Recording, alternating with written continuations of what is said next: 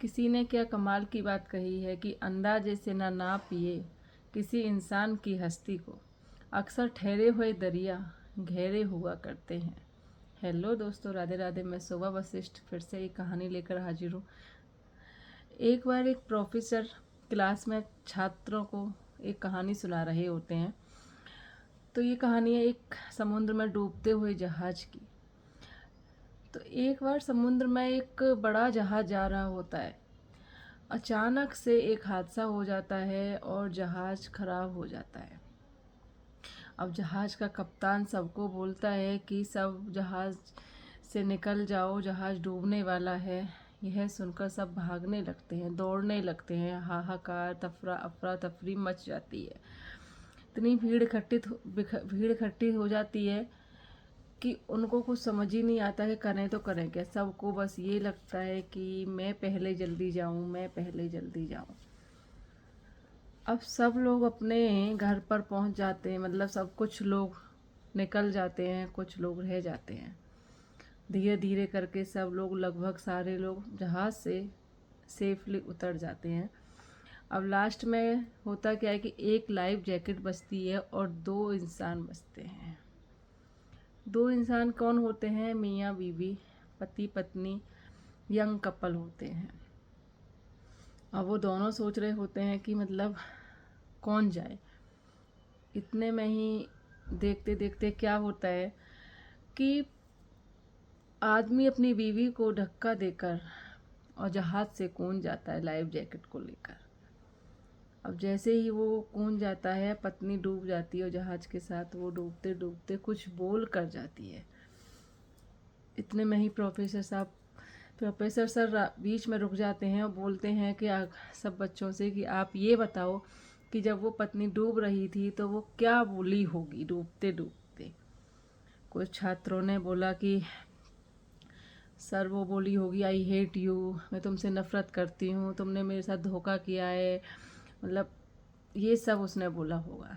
लेकिन उनमें से एक छात्र चुप बैठा था, एक स्टूडेंट चुप बैठा था। तो प्रोफेसर ने पूछा कि आप कैसे चुप बैठे हो? तो उसने बोला कि सर उसने ये बोला होगा कि मेरे बच्चों का ध्यान रखना। वो सही जवाब था। प्रोफेसर बोला आपने ये कहानी सुनी है क्या, पहले कभी सुनी है, या फिर आपको कैसे पता इसका जवाब? वो बोला कि मेरी भी माँ नहीं है। जब मेरी माँ का अंतिम समय था तो मेरे भी पापा को वो यही बोल के गई थी कि मेरे बच्चों का ध्यान रखना।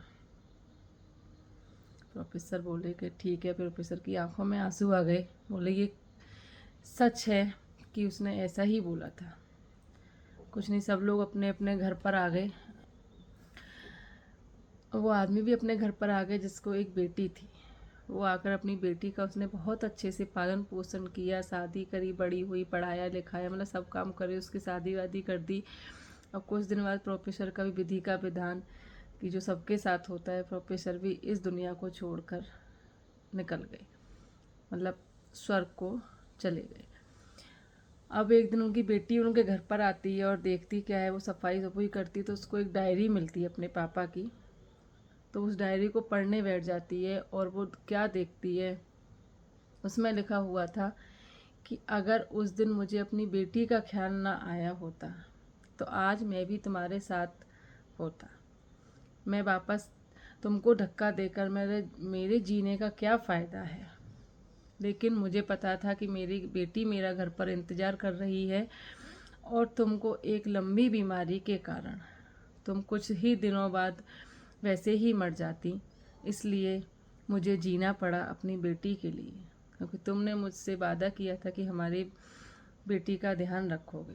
तुम्हारे वादे के लिए मैं तुम्हें धक्का देकर और मैं वापस आया, वरना मेरा जीने का तो कोई मतलब ही नहीं बनता तुम्हारे बगैर। बेटी की आंखों में सिर्फ आंसू थे, क्योंकि कभी कभी बेटी भी सोचती थी कि मेरे पापा ने मेरी माँ को धक्का देकर वो क्यों वापस आई। उसको भी समझ नहीं आता था कि उन्होंने ऐसा क्यों किया। लेकिन उस दिन उसको उस चीज़ का जवाब मिला और वो रोने लगी। तो इस कहानी से ये सार मिलता है कि कभी भी किसी को ना अपने हिसाब से मत देखिए, उसकी क्या परिस्थिति है, क्या मजबूरी है उस टाइम पर। अगर कुछ गलत आपके साथ कोई कर रहा है या हो रहा है तो आप ये जानिए कि उसकी क्या मजबूरी रही होगी कि जो उसने ऐसा किया। बिना सोचे समझे किसी को गलत समझने की कोशिश ना करें, क्योंकि उसके हालात उस वक्त कैसे हैं। अगर कुछ गलत हो रहा है तो उसकी कोई मजबूरी ही होगी कि वो गलत कर रहा है। आजकल क्या होता है कि हम कुछ भी होता है हम तुरंत ही देखा कि हाँ उसने ऐसा करा है, हम तुरंत ही उस नतीजे पर पहुंच जाते हैं कि हाँ ठीक है तेरा मेरा रिश्ता ख़त्म है, ये है वो है। हम तुरंत एकदम उस चीज़ को बहुत आगे तक ले जाते हैं। ये सब मत कीजिए। अगर आपको मेरी ये कहानी अच्छी लगे तो लाइक करना, शेयर करना, सब्सक्राइब करना। Thank you so much.